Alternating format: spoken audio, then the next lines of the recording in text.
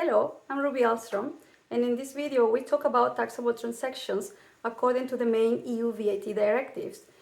Title 4 of this directive establishes what is a taxable transaction. It goes from Article 14th until Article 30th. The newly introduced Article 14th-A that regulates the e-commerce will be discussed in a separate video, since the new rules for the e-commerce activity came into effect only 3 years ago. Goods, services, and rights on immovable properties can be subject to VAT. And there are two elements or two factors or key points that are used to qualify a taxable transaction as such. And these elements are payment of compensation and the right to dispose. Several cases in the European Court of Justice have discussed whether a transaction is subject to VAT or if it's out of the scope. And the analysis of these two elements, payment of compensation and right to dispose, has been relevant to the conclusion of the judgment. We can cite several cases such as Vodafone Portugal, Argos Distributors, and British American Tobacco.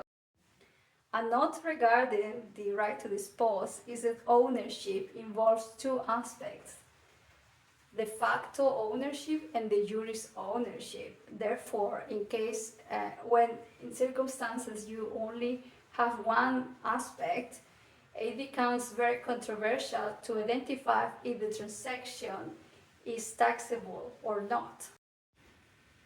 Besides the two elements discussed, and along with the accounting rules, the application for private use of goods or services forming part of the business assets will be treated as a supply for consideration.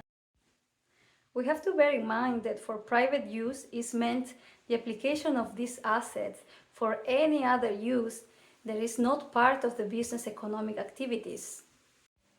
Title 4 also introduces the cases of exemption, indicating which transfers of goods are not treated as taxable transactions. It also refers to the call of stock arrangement to be implemented to avoid the VAT registrations across the European Union. And lastly, another type of exemption that makes a transaction out of the scope of VAT is a transaction that takes place in the presence of a transferor.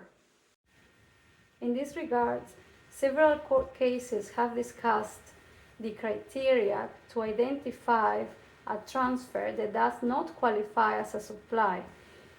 We can cite, for instance, the cases of SKF and Citamons. So this is all for now. See you in the next video. Bye.